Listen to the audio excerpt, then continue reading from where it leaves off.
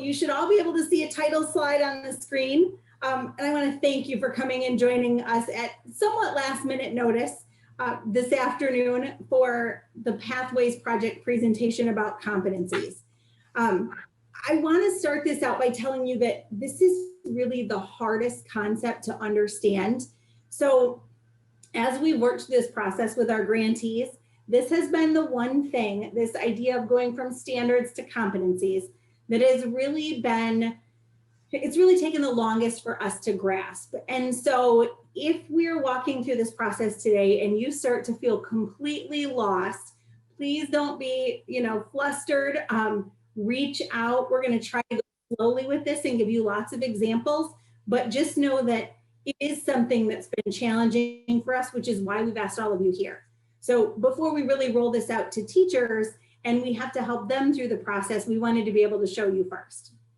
So with that, we know that there's going to be questions. So if you would put your questions in the chat for us, that will help us not only to answer those today, but then to be able to see what those common misunderstandings are and how we might do better when we roll this out to teachers. So there will be some time throughout the presentation for you to ask questions and get some answers, and there'll be some time that we've left at the end on purpose so that we have time there too. So you do have two resources that we gave you in that know before you go email, and I want to kind of explain what those are just so that you have an idea. The first one is a set of notes slides that you have. So it has the 3 slides and then the lines, and those don't exactly mimic the presentation that you're going to see today, but it gives you the full slides of each thing that you need to see. So if you're a note taker and that helps, you can use that, but you don't have to. Then we also realized that some of those slides are really microscopic. And so because of that, we gave you another set where they're actually full page. So like I'm a note taker that takes notes all along the page and has to draw arrows and circles and that kind of thing. So if that's you, that's what the second set is. Same slides, just a shorter version with some of the big diagrams that we're going to use. So with that, our objective today is really to develop an understanding of competency-based education and practices. So that's going to include things like looking at those key terms that we're going to use and making sure that we're familiar with them and that we have a common understanding of that vocabulary. And then talking through how the competency-based education system is different than our traditional system, and the parts of it that we're going to be really leaning on and the parts where we might still be leaning on that traditional piece. And then really looking at the merits of this and why we're doing it and why it has such a positive impact for students. So the dictionary defines competency as the possession of a required skill or capacity. So in schools, right, we call this something like making the grade or being proficient. But in the workplace, they might call it, if you're kind of old school, cutting the mustard, or, having what it takes to get the job done well. So competency is really something that's demonstrated. They're explicit, they're measurable learning outcomes, and they include the application and creation of knowledge along with the development of those skills and dispositions. So this just gives you an example of some of the other words that might be used to describe competence. And that whole system of competencies is different than the traditional system that we're used to. So we typically think of competency-based education when we hear this as completely changing our practices, but really that's only looking at it from one perspective. So several of our post-secondary partners and our training programs are really built on a competency-based model. And in competency-based education, or sometimes we shorten it and call it CBE, the content is delivered and assessed through a multitude of ways. And students really demonstrate mastery in that particular amount of content before they move on to the next measure. So our training providers and some of those schools that are using this, they report on competencies by each student based on the skills that the student has demonstrated. But for our purposes and for what we're looking at today, we're just really going to get into the assessment and the content portions of this. And then we're going to touch on how that might impact some of our reporting. So another way to think about this is the comparison of building a house. So when you build a house, your mason comes in and he lays all the foundation, right? And then the builder puts on the first floor, and then he puts on the second floor, and he puts on the roof.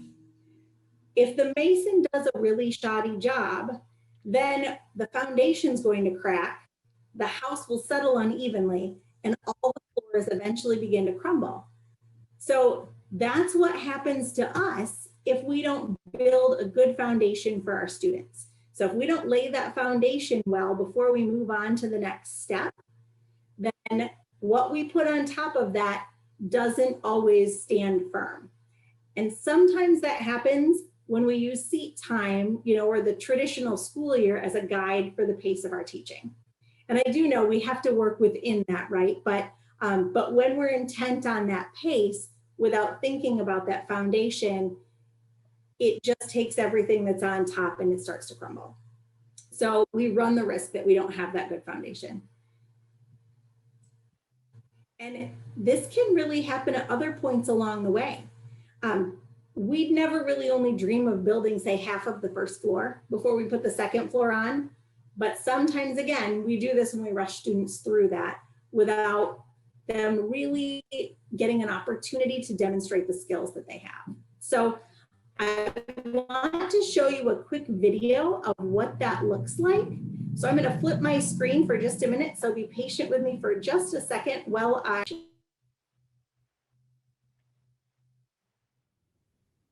prepare students for college or career? 86% of community college students believe they are prepared for college, yet only 32% don't take a remedial course. 90% of parents believe their children are at or above grade level in reading, yet 34% of students are proficient in reading. Diplomas and credits based on seat time and sometimes barely passing grades are giving students and families false signals about their mastery of concepts. Traditional model, you are all moved together, usually, or grouped together by age, and then moved at the same pace. What typically happens is you'll go to class. Let's say we're in a middle school pre-algebra class, the units on exponents. That'll continue for about 2 or 3 weeks, and then we get a test. And on that test, maybe I get a 70%, you get an 80%, you get a 95%. Even though that test identified gaps, I didn't know 30% of the material that happened to be on that test. It just kind of does nothing about it and then moves on to the next concept. The traditional model is also not transparent. Even that A student, what was that 5% that she didn't know? It might have been a careless error, or it might have been something really important. What happens when you raise something to the 0th power? Grades may include participation in homework. Parents and teachers don't get visibility into a student's areas of weakness and therefore don't know how to help. And to appreciate how absurd that is on some level, imagine if we did other things in our life that way. Say home building. So we bring the contractor in and we say, okay, we have 3 weeks to build the foundation, do what you can. So they do what they can. 3 weeks later, the inspector comes and he says, okay, that's not up to code. I'll give it an 80%. You say, great, let's build the first floor. Same thing, 2 weeks, do what you can. And while you're building the 3rd floor, the whole structure collapses. If the reactions we typically have is like, oh, maybe we needed a better contractor or more inspection. But the real issue is we were artificially constraining how long we had to do something, ensuring a variable outcome.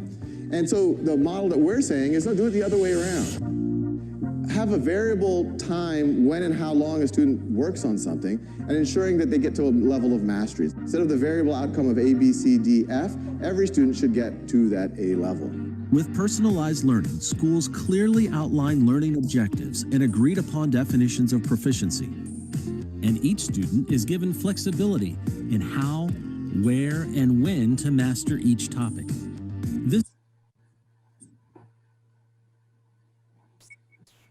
So that just gives you a little idea of that metaphor again. We're going to come back to that idea and back to the idea of the house. So now that we got that to work, let me take you back to our presentation.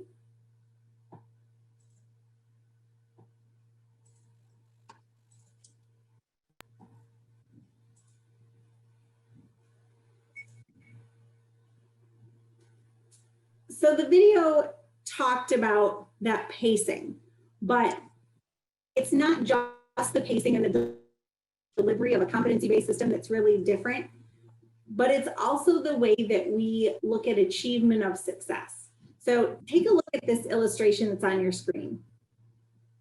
All 5 of these students have the same grade, right? But when you take a closer look at each of them, it reveals that even though they have the same final grade, each of them has a different level of mastery of the content. So if you look in the middle of your screen, Christian, Tatiana, and Syed don't look like they know all the material, but they might have really mastered the content by the end of the program. And if you look at the bottom, Oscar appears to have mastered more than what he probably knows or is able to perform. So competency-based education and that demonstration of mastery tells a more honest picture of what each student knows and what they're able to do than our average traditional system where we average all those letter grades together. Now, we're not saying that because we're moving to competencies that everyone needs to change their grading practices. So I don't want you to hear that message. But in CTE, we have an even better understanding than most of how performance really demonstrates competency. But even we're guilty sometimes of muddying the gradebook waters with other measures that might kind of distort the picture of what each student knows and is able to do. So here on your screen, you see an example of what might happen in 3 different typical CTE courses with 3 different students. So the student in this course, and I do realize that that's a little blurry, so that if you notice that, that's not just you, but the student in this course is graded solely on assessments. And so they've got a solid 80%. Everything they did was at an 80% level. So we can really take this at face value. The second student also has an 80%, but because those assessment grades are averaged together, the student actually failed some assessments and mastered others. So if this were a welding class and these were the assessments, we might be a little bit concerned about putting that student out on the floor. And the only person who really knows this is the classroom teacher, because to everyone else, they're looking at that final grade and it looks like the student's competent.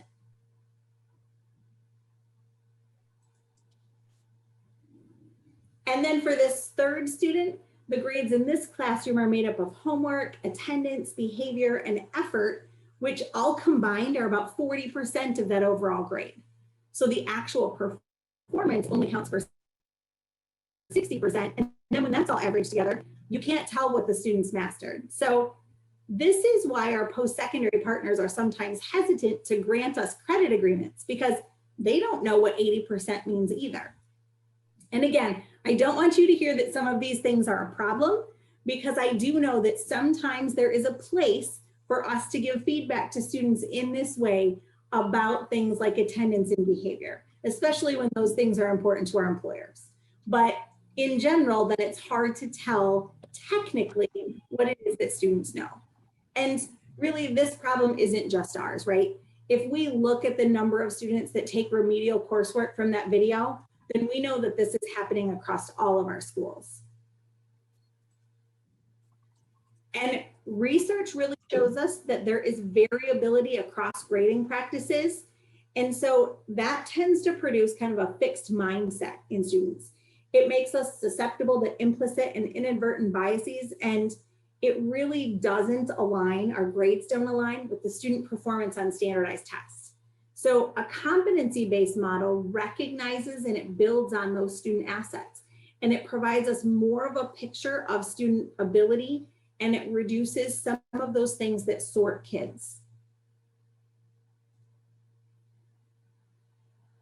So aside from grading in this predicament that we have, how do we remedy that situation? We know if we think about grading, it is a really big beast to tackle. And it's one that, you know, is wrought with political pressures, and it's married to tradition, and it's governed by local policy. So we're not asking you to tackle that yet. But by simply introducing competency-based practices, we can address some of the inequalities that we see here. And those practices have a positive impact on teaching and learning, and you can see those here on your screen. So when a teacher helps a student feel empowered to make decisions about how they learn or how they demonstrate their learning, then they're more engaged. And teachers who use those competency-based practices to differentiate the supports that students need to help them achieve that mastery, that then has a positive impact on that individualized support and that pacing, and it really creates equality for all of our students. So just a picture of what's happening nationwide. In 2012, less than half of our states were even looking at this idea or had policies related to competency-based education. But fast forward to 2019, and that had dramatically changed. So almost every state has developed policies, and we're somewhere in the process of implementing some of these practices.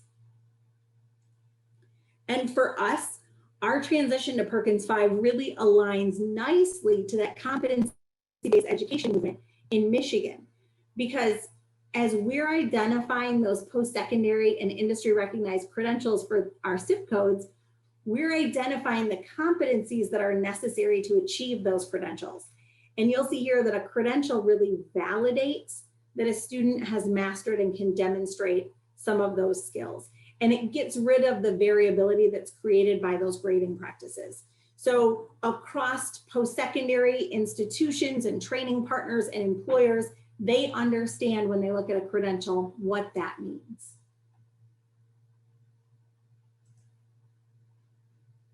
So I want to take a pause here and kind of reflect on some of the things that we just talked about, because I know they can be weighty. So what I'm going to ask you to do is to utilize the chat for a minute and to take one of these sentence stems and to complete it by writing in the chat. And it will help us if you write the sentence stem as well. So take just a moment and pick a sentence stem that kind of resonates with you, and then complete that in the chat.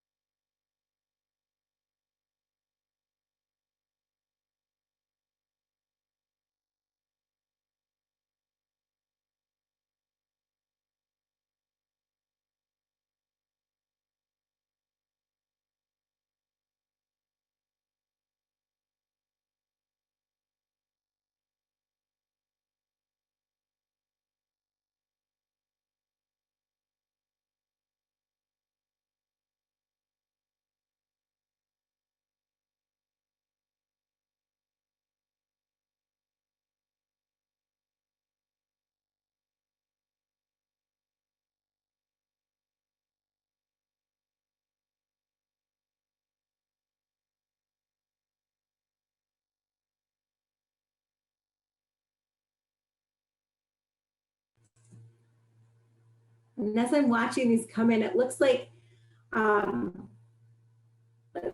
lot of this is affirming a belief that you've already held. So that's encouraging. I think that that's one of the advantages that we have in CTE is we see the power of some of these things at work already.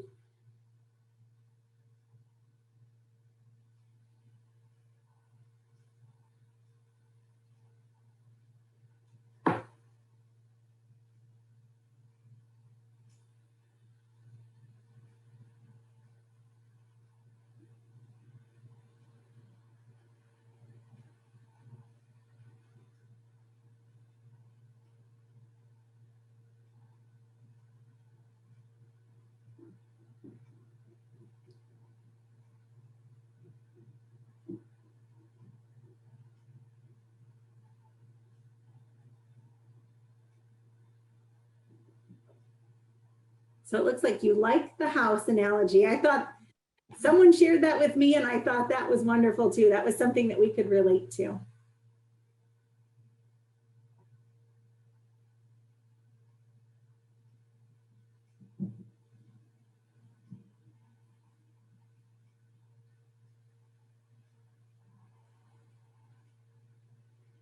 So while the last of these trickle in, I want to go ahead and move us forward, but you all have some really great thoughts about competency-based education in general.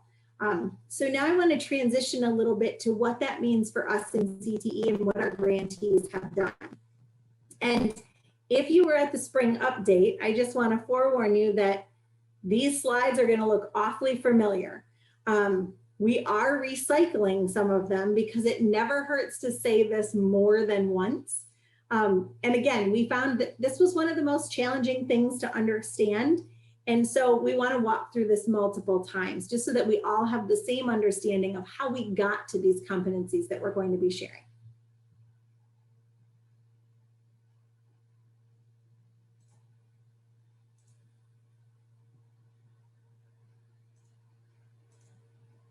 So when we talk about a standard, what we mean by that is that a standard is something that articulates a finite skill or piece of knowledge. And in Michigan, we have CTE programs that are made up of 4 different types of standards. And you'll see those on the left. So in our standard documents or our gap analysis documents, you most likely see technical, cluster, pathway, and career ready practice standards. Now, in some gap analysis documents, I will tell you not all of those are present, but in most cases they are. And the technical standards for all of our programs tend to come from national occupational education standards from a specific group, or sometimes they are based on a specific credential or set of credentials, or they've been developed maybe from a collection of sources. So that's where the technical ones come from. Then we have the cluster and pathway standards, and those come from the national career clusters and corresponding pathways within each of those. So there are 16 career clusters in the framework, and Michigan has a 17th for energy that you won't find when you go to this website because it belongs to us alone.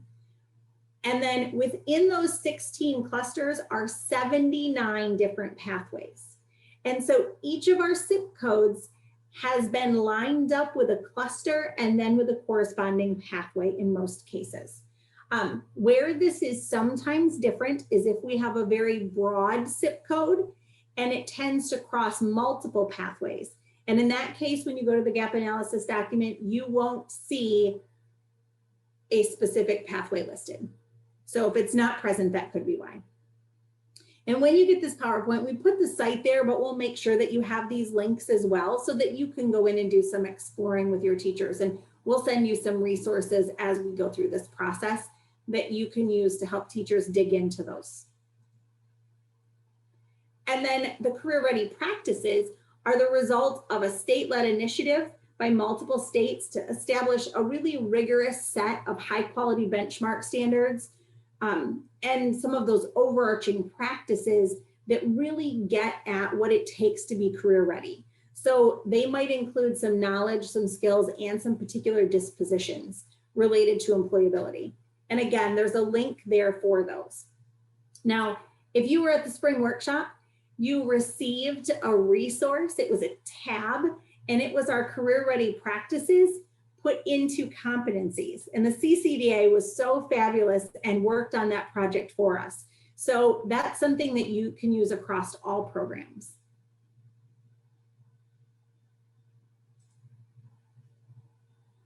So there's our 4 sources for our standards.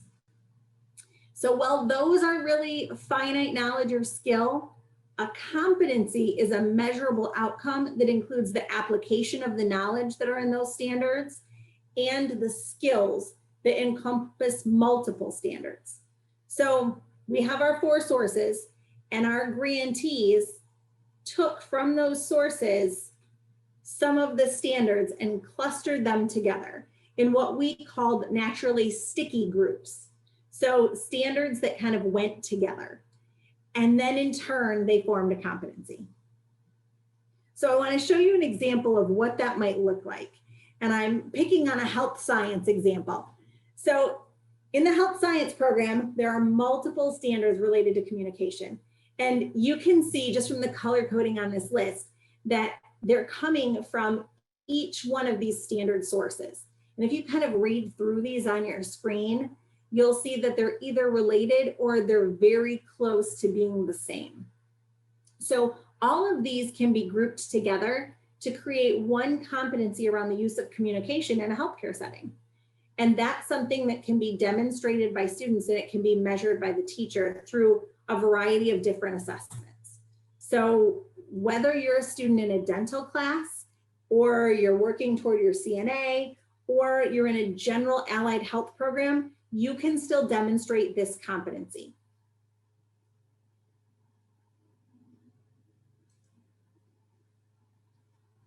Now, I do want you to know that just because we're using the competencies as we move forward, we are not getting rid of standards. So I want to keep reiterating that our Michigan standards are not going away and they're not changing, because again, they're the foundation of that house. They're providing the foundation and the detail that the teachers are really going to need when they do some curriculum review and development, or when they're creating those post-secondary alignments and credit agreements, or even when they're seeking out resources and tools. They will still need to lean on those standards sometimes. But the real beauty of a competency is that it marries that knowledge and that skill together. So, and it can be universal across credentials and occupations, either within a cluster or within a pathway. So again, looking at that communication competency, it would be the same for students who are in the CNA program as it would for dental students, as it would for students in an allied health program. And that's what you'll see here. The difference between those is just how the student demonstrates competency. And the demonstration or measure of performance is called a performance indicator. So on this screen, you can see some examples from some of the actual credential exams that are in our recommended new credentials for healthcare occupations. So all three boxes contain measures that tell a teacher that the student can employ communication strategies in the delivery of quality healthcare, even though the specific way that the student does that might be different. So if you're a CNA student, when you go to take your exam, you have to do what they call the beginning and ending 10. When you walk into a patient's room, there are 10 things that you have to do. And one of those has to do with communication with your patient. And when you leave, you also are communicating. So a teacher might see some of those communication strategies in that CNA practice with their students. If you were a student who was an MA, one of the things that you need to do as part of the exam is explain those procedures to a patient. So that's where we might see this.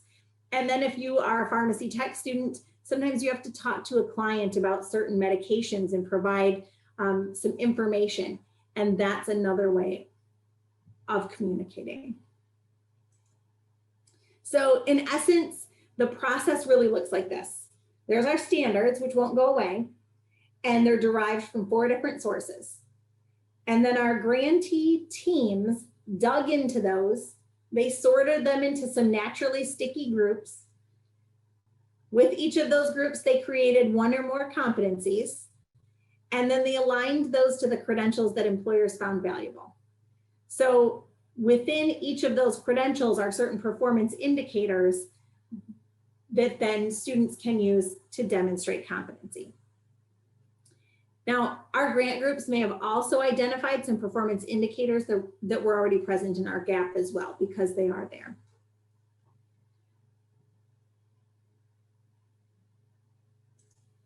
So what I'd like to do is to make sure that we have a common understanding of those terms.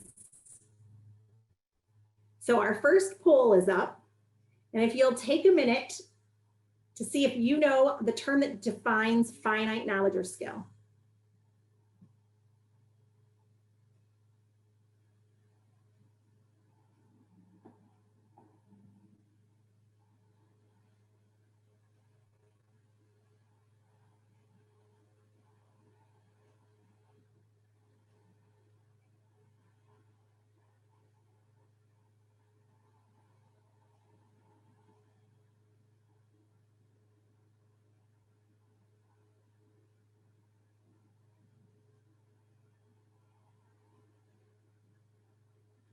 All right, so half of you got it right. The finite knowledge or skill is a standard. So think of knowledge and standard together. And when we move through this presentation, I'll show you some things that might help you remember that.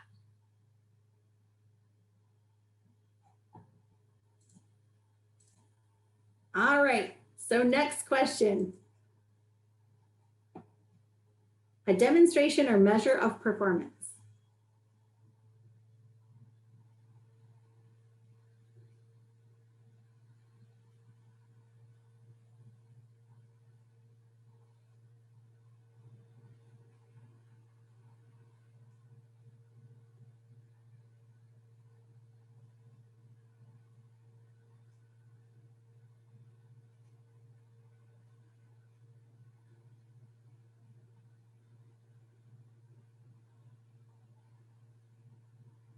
It helps, doesn't it, when the word is in the definition and the name. So good job. You've got that one. All right, we have 2 more questions for you. So here is the next one. And the next question is a measure outcome that is universal across occupations. So that universal is the key.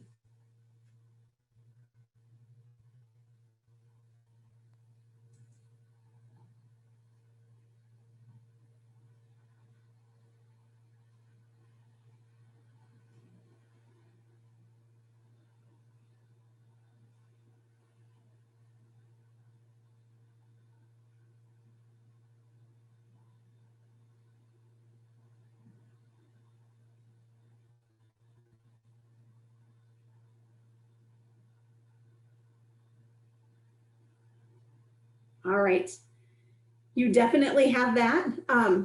Think about that chart that I just showed you where the competency goes across multiple credentials, and that will help. And then finally, here's our last one. And this is a measure outcome that is specific to a credential or an occupation.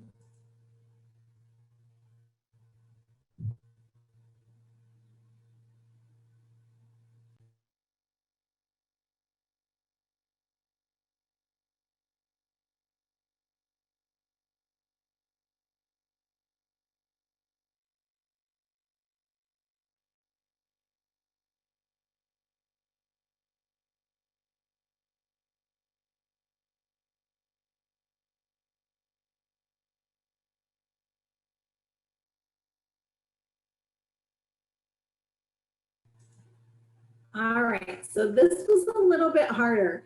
The next slides that I'm going to show you might help clear this up a little bit, but when it's very specific, that's usually a performance indicator. It can still be kind of a bigger idea, but it's specific to that occupation.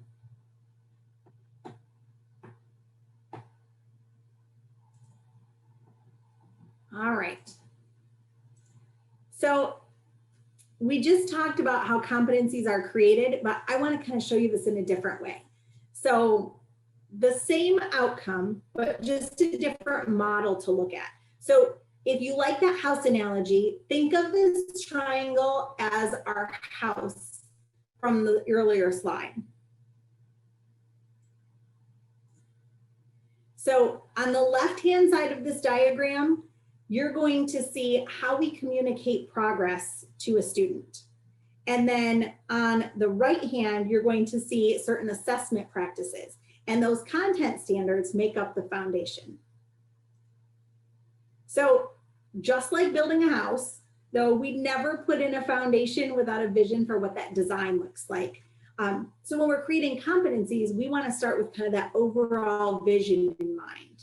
So we asked our grant work groups to think about what outcomes or big ideas a student would be able to do, or what things they should possess upon the completion of a program.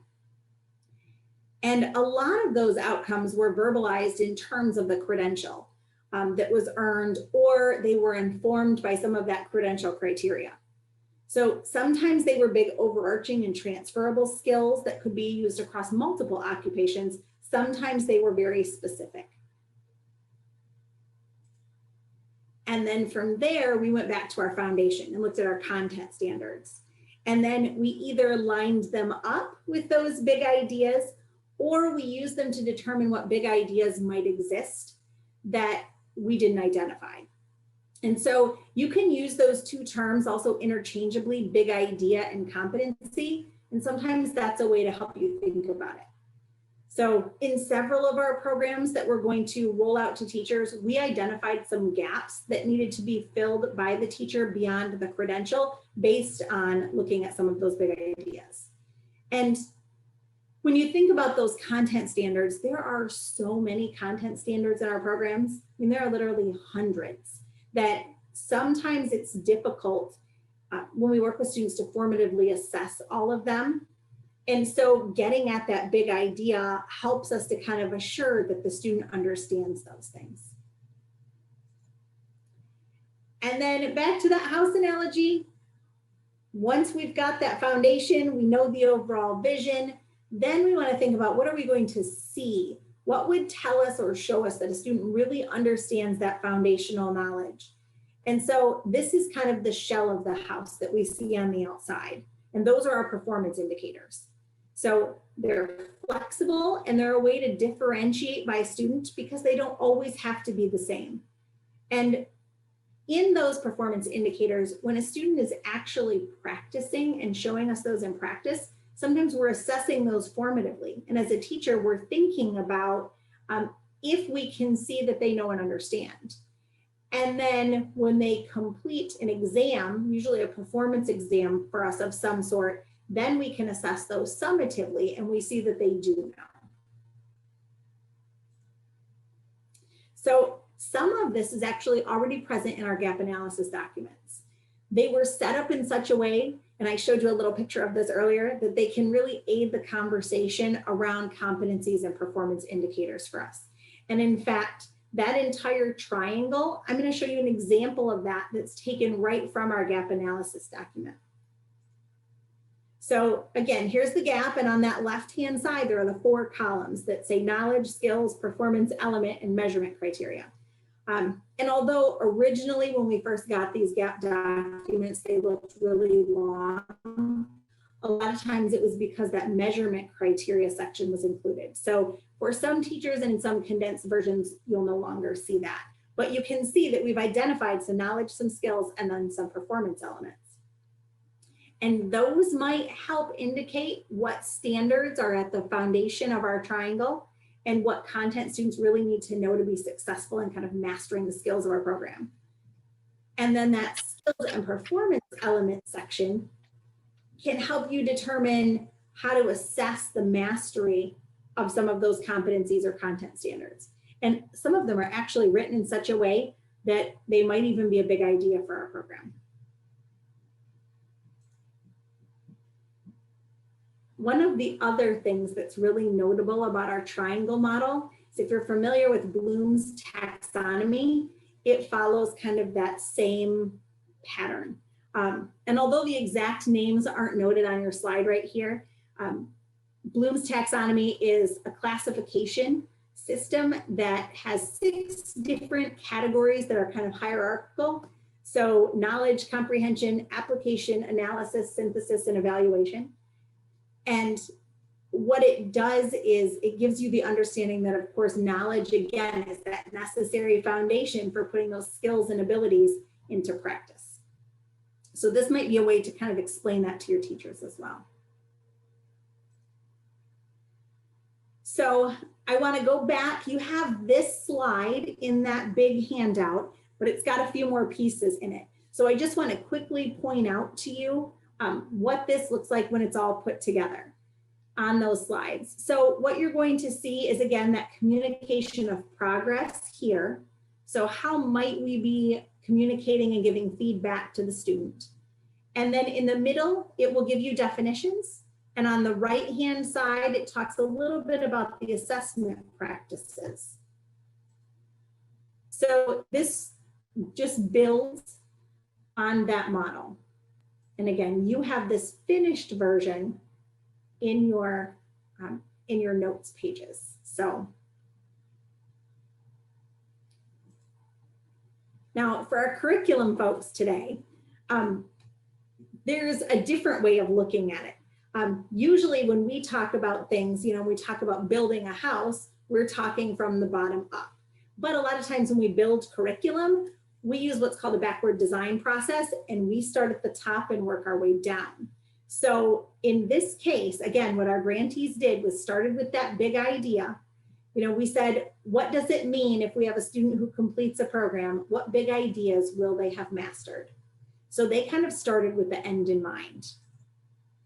And then they looked at those smaller individual content standards that make up the big idea. And we went back and said, what's the foundational knowledge that they have to have? And then finally, we filled in the middle.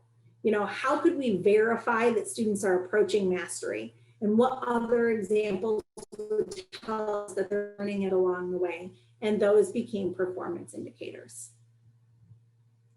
So this may have been redundant, but I wanted to explain it to you, horizontally up and down so that you got to see all of the different ways that this could be approached with the same end in mind. So what questions do you have at this point about this model? And I can see a question in the chat about the blooms, and I think it is in your slide deck. Is that what we?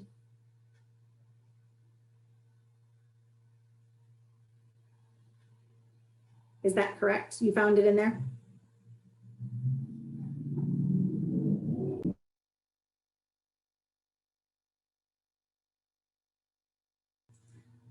All right, perfect. So what questions do you have so far about competencies and performance indicators and standards, and kind of how that triangle or how that process looks?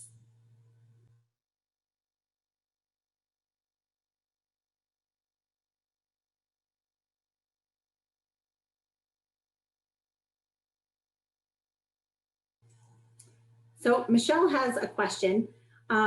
When we have the SIP specific sessions, will we do an overview like this, or will we walk through the actual competencies for each SIP? When we do that SIP specific session, what we're going to do first in that first kind of half hour with teachers is an overview. So we're going to talk a little bit about why did we pick industry recognized credentials or post-secondary recognized credentials? What are those? What are the credentials for their area? And then what are competencies? So we'll talk through this, but yes, we'll use some things that are very specific to them.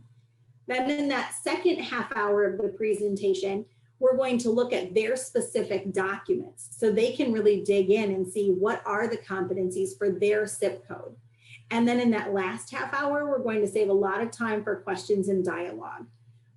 We do know that an hour and a half isn't enough time probably. So we're just going to really dig in. And then that's why we're coming back with some question and answer sessions, a workshop on instructional design, and then we're going to continue that conversation as we go. So there's another question about how does it align with a traditional education program of moving from grade to grade, or a first year student to a second year student? That's a tough question, I think, because when we look at competencies, typically if a student is competent, they should be able to move at a faster pace than someone who needs more time, right, to master those things. What the challenge is that for some of our credentials, they still are time bound. So they require a certain amount of time in a program before they can earn that credential. So that might be something that we continue to explore and that you explore locally.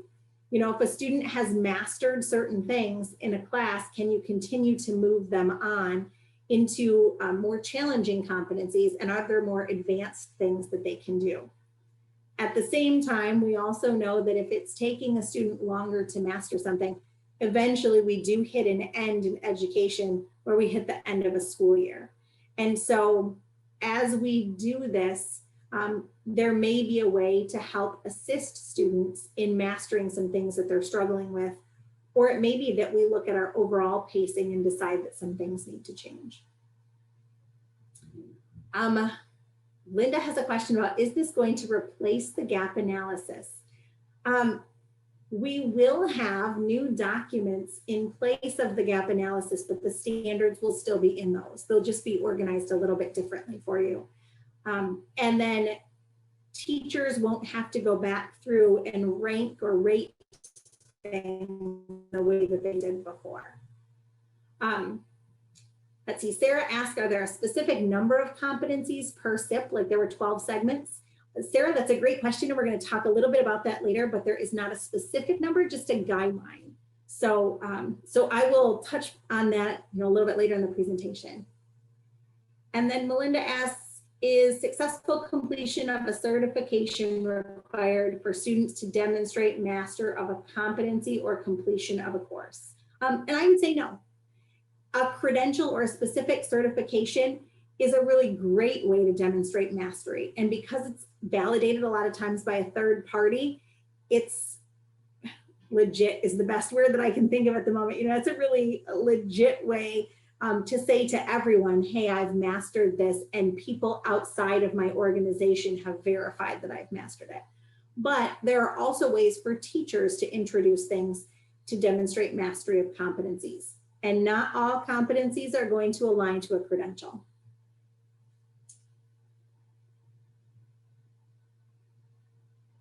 All right, and then I think I missed a question from Terry. If there are additional competencies being added, will the teachers have an opportunity to participate in workshops to help with effective alignment? Right now for these SIP codes, the grant work groups have given us all of the competencies, but we are going to be meeting with teachers to talk about alignment to those segments and how they can transition their programs. And then we will review these in the future. So, we haven't done it and we're not leaving it here and this is what it will be from now until eternity. As things change, we'll have to go back and look at these again. So I would encourage teachers to continue to participate. And Linda also asked, will teachers have the opportunity to get the credential or take the assessment? I think that depends on the credentialing agency. So that's something that we can ask as we move forward with those different agencies. And I think it's going to vary by, by credential and by agency. So, and then we have a question, how are completers now defined based on the credential earned or the competency completed? We are still looking at that definition. And so I think there's a memo that is coming out with that information. So we aren't quite there yet. Selena? Yes, do you have that out? This is Brian. Yes, that memo went out at the beginning of this week, and we can also distribute that memo through Edge to this entire group. I have a follow-up question to that. So, Brian, I saw that memo, and I guess my question was, when those SIP codes that are going to have the competencies defined for our instructional design reports, will we continue on with the segments, or will you want the competencies defined for SIP self-review? So Trent, if you don't mind at this point in time, we have a PD scheduled to talk about that very specific topic, which is going to take some time. Perfect. And so you'll see on that memo a session specific to that. So I apologize, but it would take too much of this time away. That's fine. Perfect. It's going to be a mixed bag for a few years. It was one of those things where I know I had read it somewhere, but I couldn't remember where, and that's why I found I think I just ask. So thank you. Yep. You're welcome. Thank you, sir. Thank you, Selena.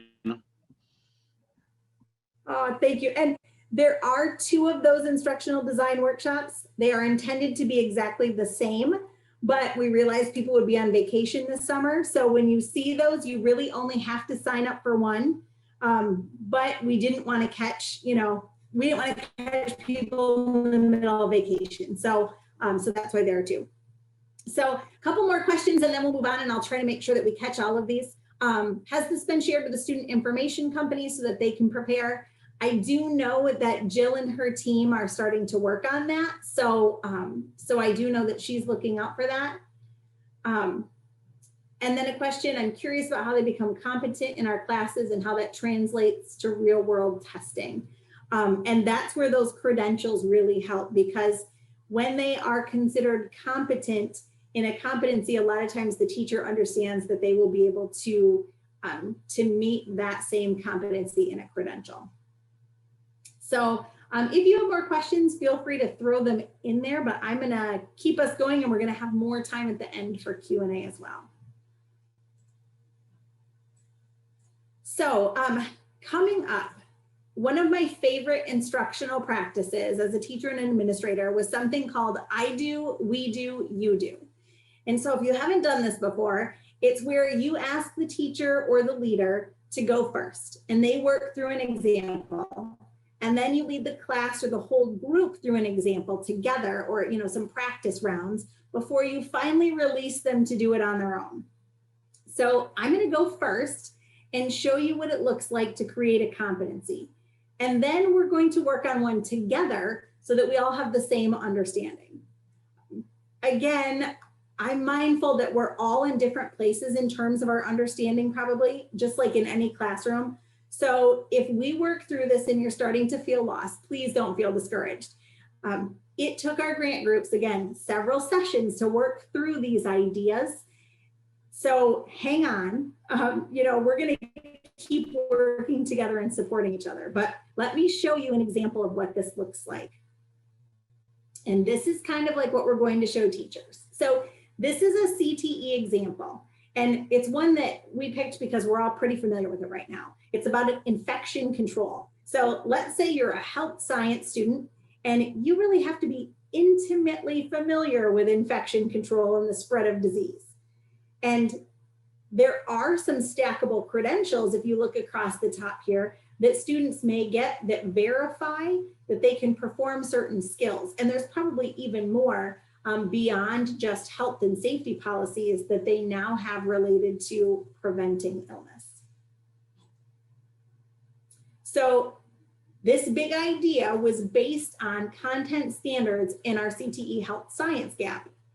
So to understand the spread of infection, our student first really needs to be able to describe, how a microorganism functions. They need to understand how germs are transmitted. They need to recognize that whole chain of infection and how to stop it.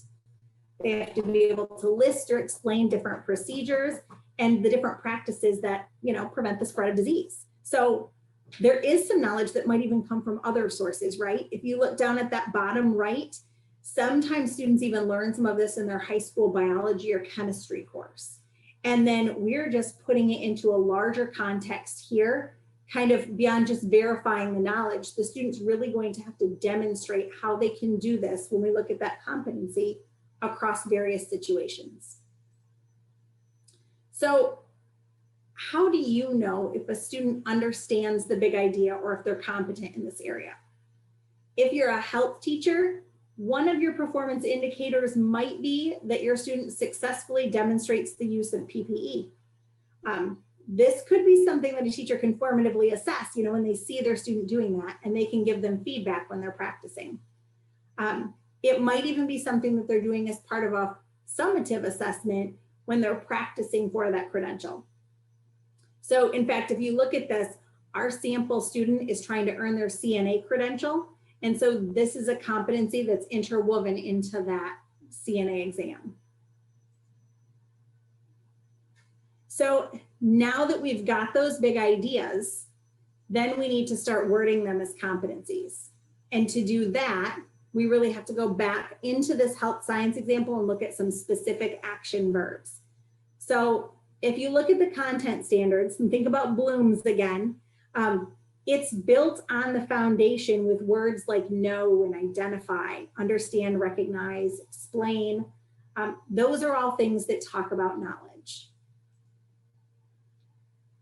And then to assess that and to look at those performance indicators, students are really demonstrating or explaining or coming to conclusions about things using that knowledge. And so they're written using those action verbs about what a student's able to do. And they're measurable so that we can, we can see that. And again, you can see some of that over on the right-hand side of your screen.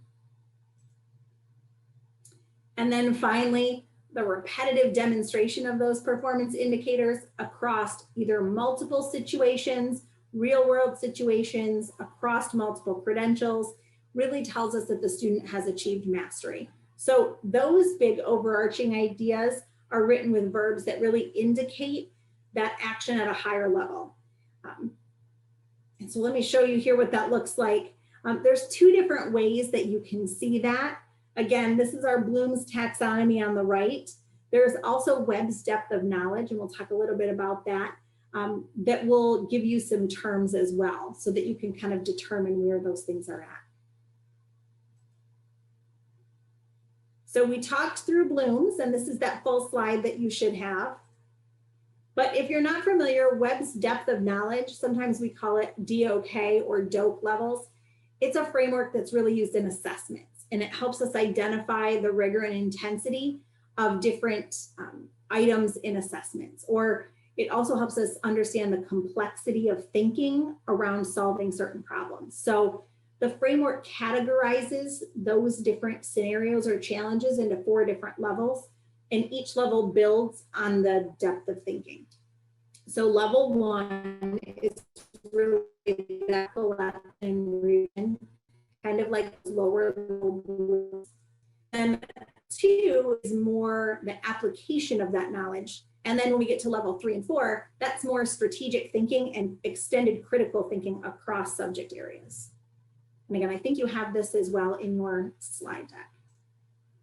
So when we go back and think about that health example, you can see how we really are only assessing our content standards at a DOK1. We're asking students to recall information or to identify things, but we don't really ask them to apply it, which is our level 2, until we get to those performance indicators. And then they start putting things into practice. And our competency is even more complex because it asks students not only to apply what they know, but sometimes to apply it across multiple situations and multiple disciplines. So sometimes those things also have more than one solution or are used across different content areas. All right, so I showed you I do, I gave you the health example, but now we're going to practice we do. So we have to think about something beyond infection control that we're all really familiar with, right? So all of us probably drive. And even though driver's training looks a little bit different in format today, we all know the same basic things. So I want you to take a minute and put in the chat some big ideas. And it doesn't have to be, well written like a big competency, just a big idea, something that you have to, you have to be competent in to pass driver's training. So, can you list some of those things for us in the chat? I'm going to give you a minute to think.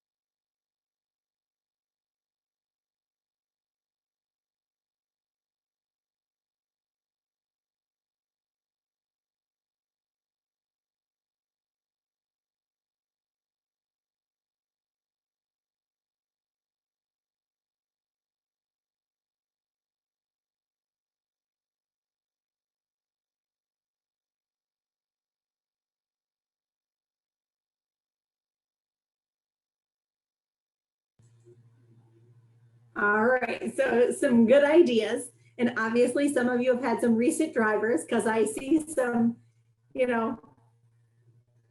some pretty specific things there. So some of the first things that popped up are probably things that we all think about when we think about driving, parking and parallel parking.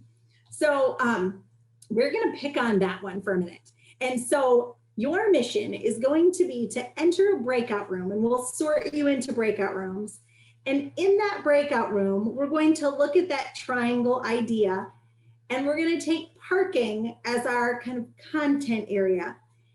And we're going to develop a competency around parking. And we're going to identify some standards and some performance indicators that go with that. So you'll have a facilitator from MDE in your group, and they've got a slide to help fill this out, and they'll kind of walk you through that for a few minutes. So let's jump into our breakout rooms if we can. I'm going to stop sharing really quickly here. And if you will put us into our breakout rooms, we're going to spend some time developing competencies. And we're going to give you all a chance to take your hand at it.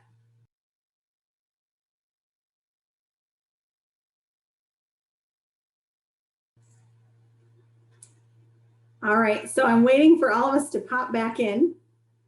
I think we're almost there. So this is just an example. I know yours probably didn't look like this, but I wanted to take a minute just to get your feedback on what did you think? Was that easy? Was it hard? You know, what did you find challenging about that process? And you can feel free to, you know, to unmute if you want, or to throw that into the chat.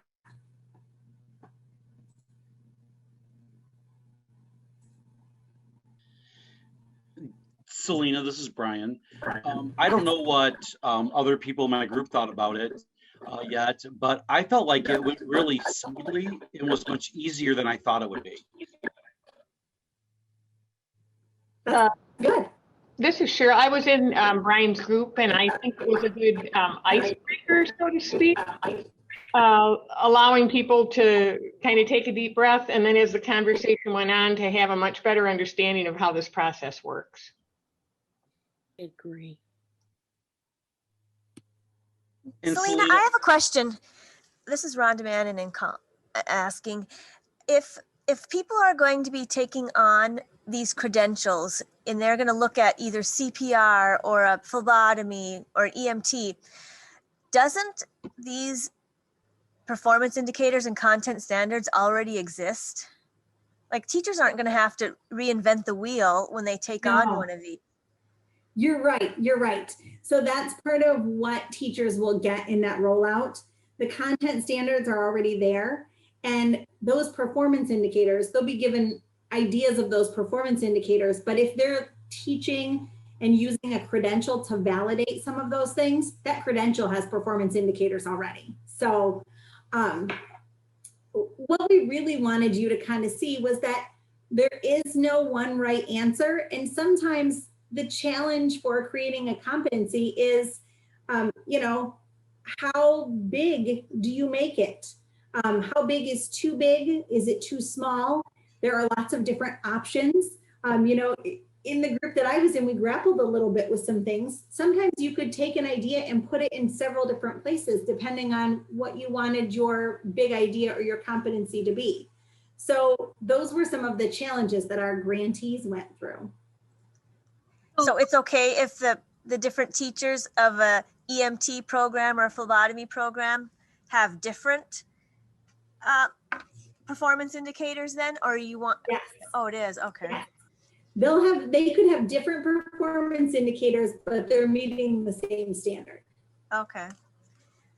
And how will this be, So, yes. what kind of documentation will the state want for each of these credentials?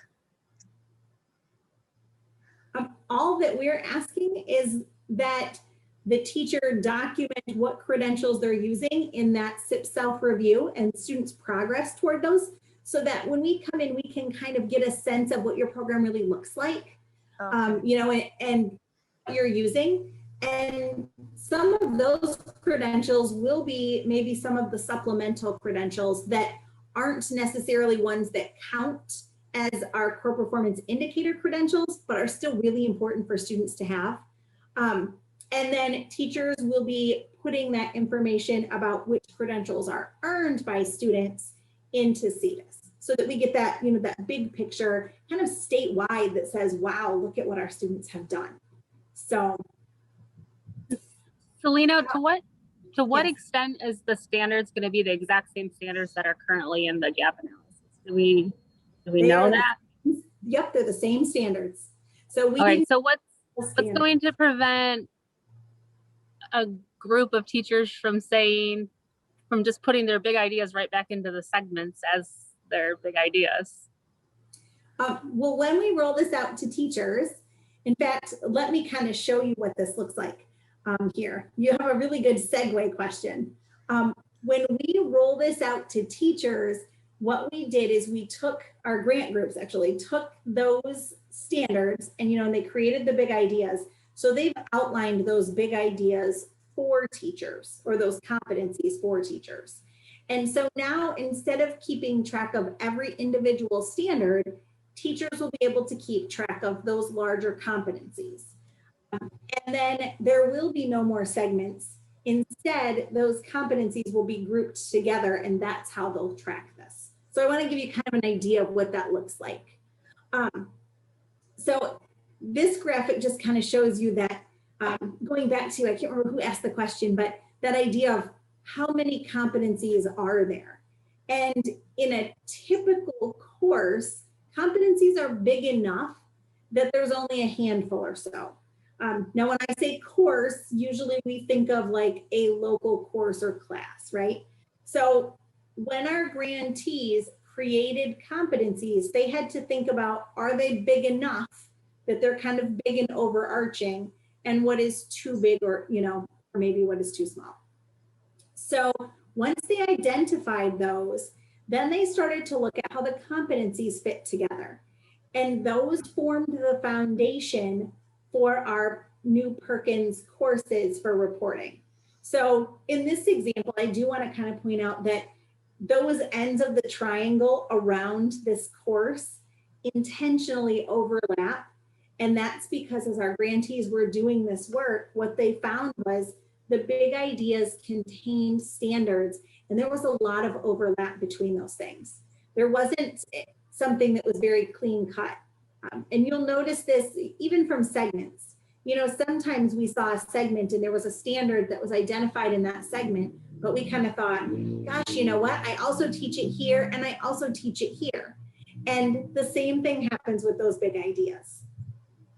So they took those and they put those big ideas into what we're calling a PCC, or a Perkins course, and Perkins course competencies.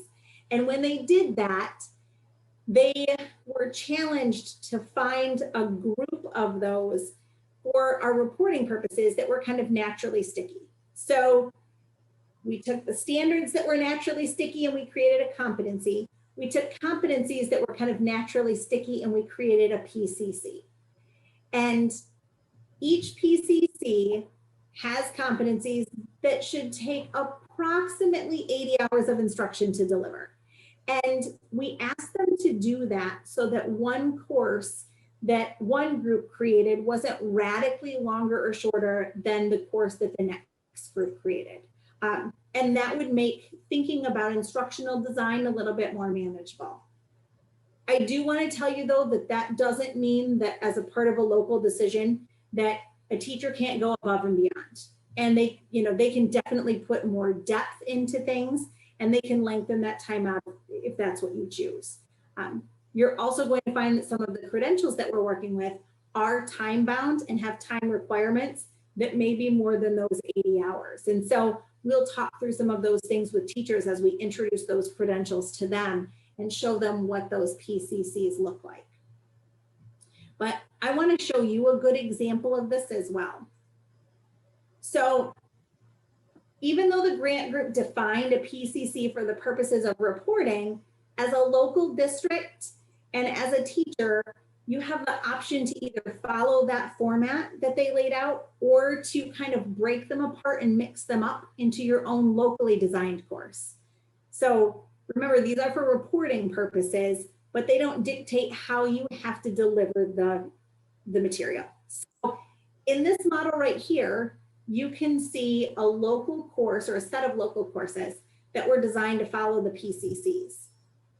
So if I can go back really quick to the driver's training model, if I pretend that I'm a driver's training instruction, And my PCCs were things like traffic laws that we identified, parking skills, signs, and pavement markings. Then I might, as an instructor, decide that I want to teach those things in those groups. So it might make sense to me that I start my program off, my segment 1 with all of the traffic laws, and I'm going to go through all of that first. And then you'll even see in this course, I might change up the order of the courses, but still keep it together. So I might teach all of the traffic laws first, and then I might say, you know what, they're really not ready for parking skills, but I want to keep that all together. So then I'm going to teach signs and pavement markings because they need to know that before parking. We are also not giving you, when this rolls out, we're not giving you a specific order that you have to teach things in. These are just grouped for purposes of reporting. It might make sense to teach it that way, but it also may not. So then this slide really demonstrates more of an integrated model. So in this model, the local courses are really a collection of competencies from across different PCCs. So this could occur because your advisory committee has a specific way that they think you should teach, and it's pulling from multiple places. It could be, the resource allotment that you have at a certain point in time in the year dictates how you do certain things. It could be that you have a work-based learning schedule for students, or you have a particular district schedule that requires you to design things in a particular way. But this really allows, again, for that local control and that local flexibility. So we know that because CTE courses are designed to be taught in their entirety, at some point in a program, a student's going to make it through all of those competencies, even if they're not right within the PCC structure that we show you. So this also is something that's done if you think about core content at a local level as well. So if you're a science teacher in your local district, there might be in your district courses that are biology and chemistry and physics, but you might also find that in some districts, they mix those together and say, we've got integrated science A, integrated science B, and integrated science C. And all of those things are okay. In the end, the student gets everything that they need. Now, if we go back to that driver's training example, if I'm a driving instructor and I think it makes more sense to mix those competencies in a way that works for me, then that's okay. So I might decide that I need to get kids in a vehicle pretty quickly. We don't have a lot of time. I have to get them in a vehicle while I'm doing classwork. And so it might be that I teach some basic traffic laws and then some basic signs and pavement markings that they need to be able to start parking right then in the school parking lot. And we pull in competencies and we do that first. And then I move into another set of traffic laws and another set of markings so that we can start moving out on the road or driving in town where we're going 25 miles an hour. So again, it's completely up to you and your instructors, and there's no right or wrong way to do this. What we would recommend is that when you look at your courses, if you make any changes to the way that you're currently doing things as you move forward, that you talk with your teachers and you bring in your advisory committee members, because they're really the experts in that content area and that subject matter and in those credentials. So after these teacher rollouts in May, that's when we would suggest starting to think about these ideas. After teachers see all of these documents and they see the competencies and the PCCs. And then as Brian talked about, or Dr. Powell's talked about, we have those instructional design workshops that will be coming at the end of July and beginning of August, so that we can really help answer questions and you can bounce ideas off of each other and we can talk instructional design in a group. So again, this is a lot of information and a lot of deep information to give you at one time. So I want to make sure that I am catching your questions before we finish, and we've intentionally left plenty of time so that you can ask those questions. So I'm going to go back in the chat and see if there's anything that I have missed. But Selena, I've been helping you out a little bit with that, you'll see. perfect, And perfect. answering some questions for my teammate here. So I answered if everybody, I put into the chat, Selena, I put in the Perkins 5 memo link. I also put in a link to the professional development rollout of all of these events. And one thing that people are questioning and asking about is the instructional design that we're still designing, if you will, and that will roll out later in the summer. So we don't have that yet. Some people have articulated a need to possibly having it earlier in the summer as opposed to later in the summer, and we will do our best to accommodate that to help everyone. We designed this professional development, as you look at that memo, very strategically to give things to everybody in small doses. And I know that a lot of people would like to have everything right now, but we want to roll it out in a way that we feel that we can manage it and answer questions and people can take in the information.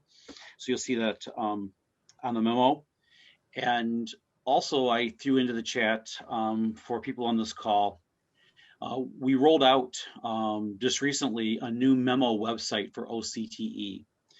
And if you receive direct communication from us as a CPED director, or your CPED director forwards information to you, or if we put certain things out on Gov Delivery, you'll see that there's a change in the way that we're distributing our information, and it will take you to a memo webpage. You can also get to that page through the sidebar on our website, so that you always have access to information.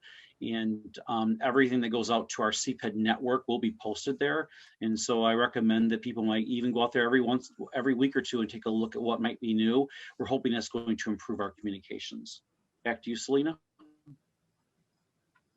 Thanks. I was scrolling while you were talking so that I could see some of those. I will say something that might help all of you too that we're working on. We have an alignment document that will show you how the competencies align to the segments. So if you're trying to help your teachers make that transition from segments to competencies, especially if you've got students in a 2-year program and now you've got a group that's halfway through, you'll be able to see how to align those things for reporting purposes. And I've got a shout out to Jill and to Mark Forbush for helping with that, because they really helped to create a document that we were missing that kind of shows the big picture all the way across. So, so that's something that will be coming in that instructional design workshop that will really help you see everything at one glance. And I think that will help with that, with that reporting and planning process. So we also, for teachers, are going to be rolling out a readiness survey that will help give you some data on where they're at and what they might need and what kind of help they might need. And it will give us some information on a state level about across the zip code, is there something that we could be providing more of to help those teachers? So that will be coming for them as well. And then as they take that survey after their rollout session, we'll be passing that information to you when all those rollout sessions are done so that you can see it for your area. And then there was a question in here also about the 80 hours. And so the 80-hour rule is not really for you as an entity to have to follow. It was really more for the grantees when they were thinking about how many competencies to put in a PCC. Just so that we didn't make something that was so huge and something else that was small. And so that they were fairly even. But you definitely can put more than 80 hours into a course if that's what you need to be able to teach it. Typically across our projects or our zip codes that went through this, there are 3 to 4 or 5 courses that they've identified that they've put those competencies into.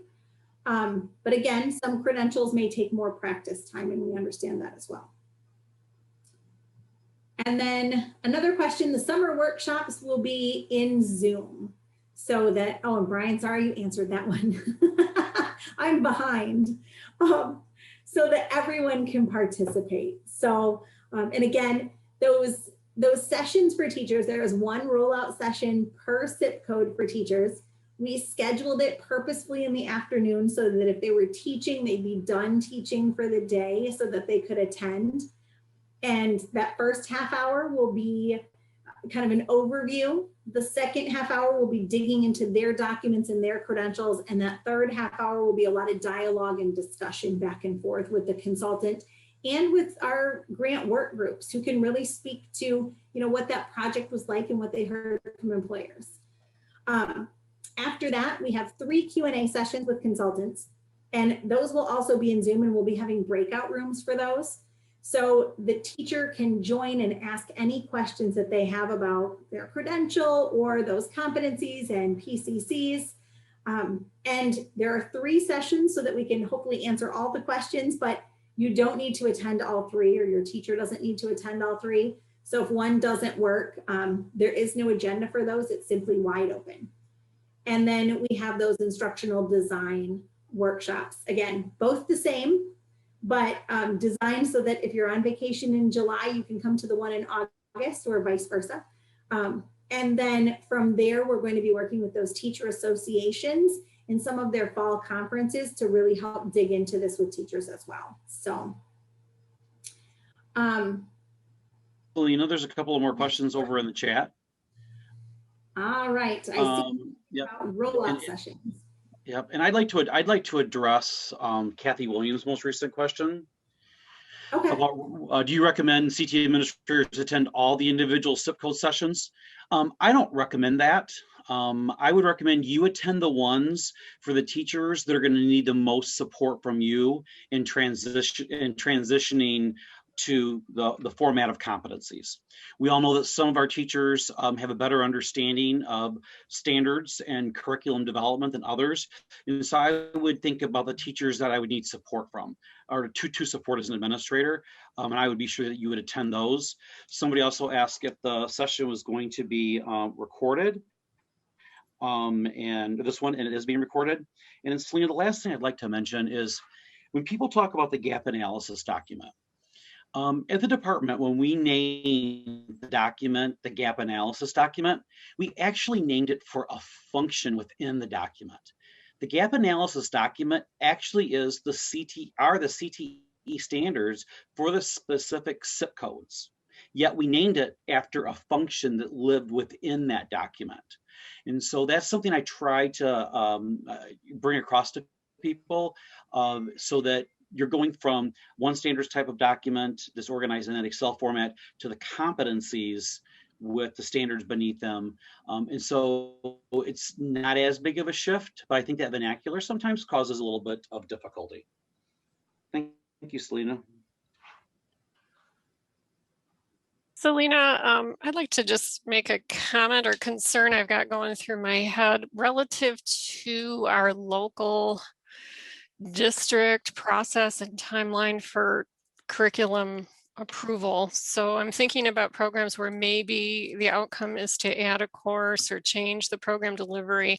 And it's a pretty prescribed contractual process that in order to have it approved in time for implementation for the 22-23 school year, teachers would have to be ready to hit the ground running in the fall with everything figured out, ready to present before multiple committees, so that they have approval by, January, February for scheduling. So that's my hesitation about some of this. I don't know if it's a question so much as a concern, thinking about the timeline here and then our internal district, and we're in a comprehensive high school system. So that's just my reality. And So Selena, I'm going to hop in here. You're actually going to have the information next month that you'll need to begin those conversations. So your teachers should be ready for the fall.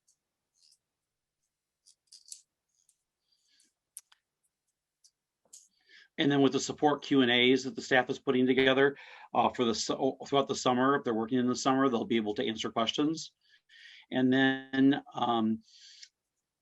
If we need to do more of them in the fall, we will do more of them to support the field. And the consultants have designed them SIP specific so we can stay really targeted and help people through the process.